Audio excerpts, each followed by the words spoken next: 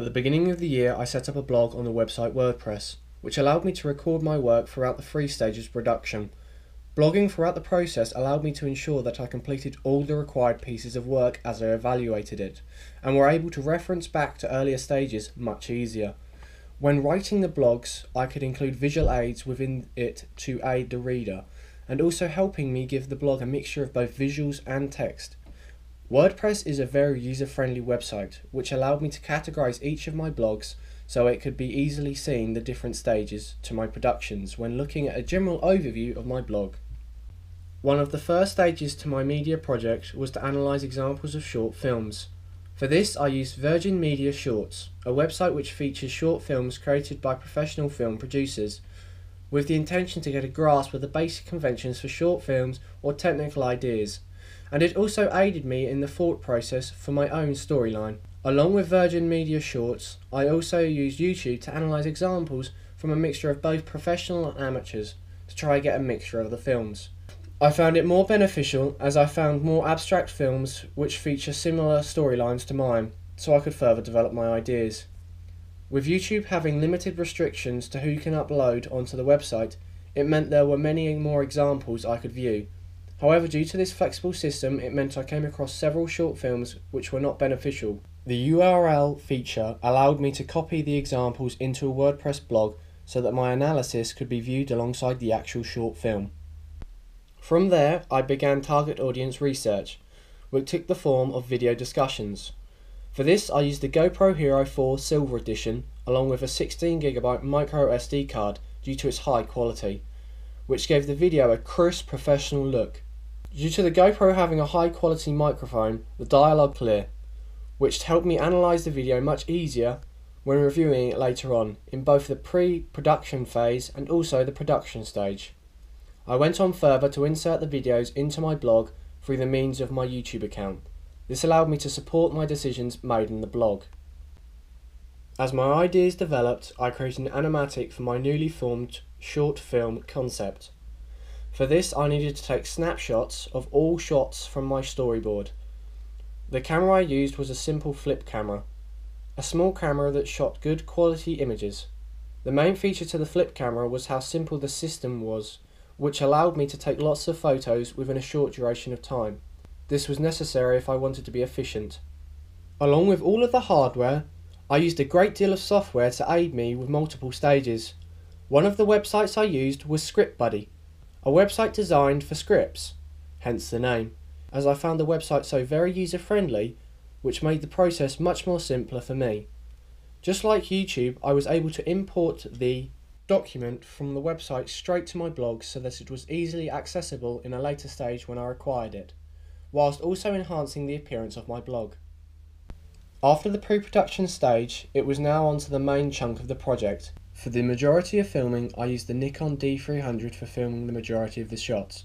Along with the SanDisk 64GB SD Class 10 card, it gave the overall production a professional look. Due to the camera's advanced setting, I was able to edit the lighting within the camera through the means of the iOS, which greatly helped ensuring the shots were clear and visible.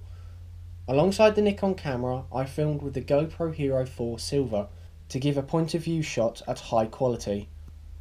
I believe it gave the overall production a professional look.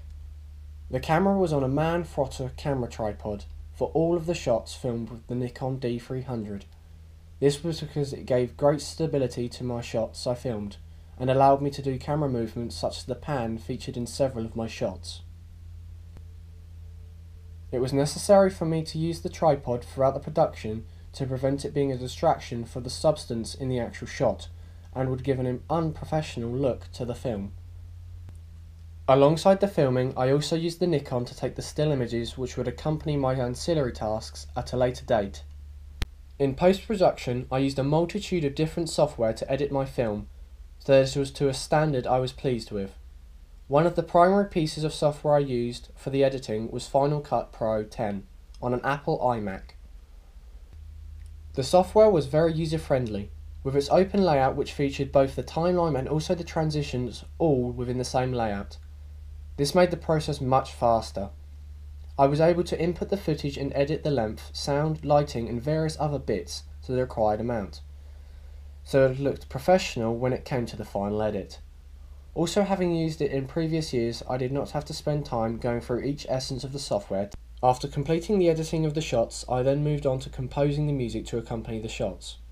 For this, I used the software called GarageBand. Again, it is a simple yet effective piece of software which allowed me, a non-musical student, to compose several scores which would suit the shots on the screen.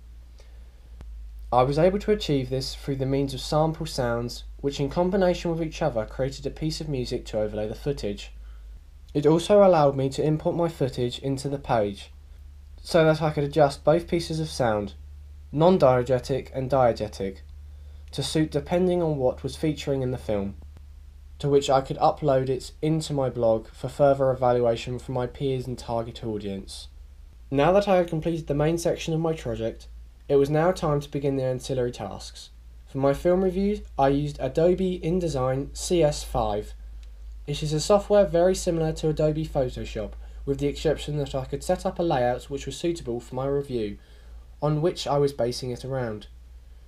The simple toolbar on the left enabled me to edit both text and imagery very quickly to the required standard. It also had a setting which allowed me to view the overall piece without the annoyance of text boxes being seen.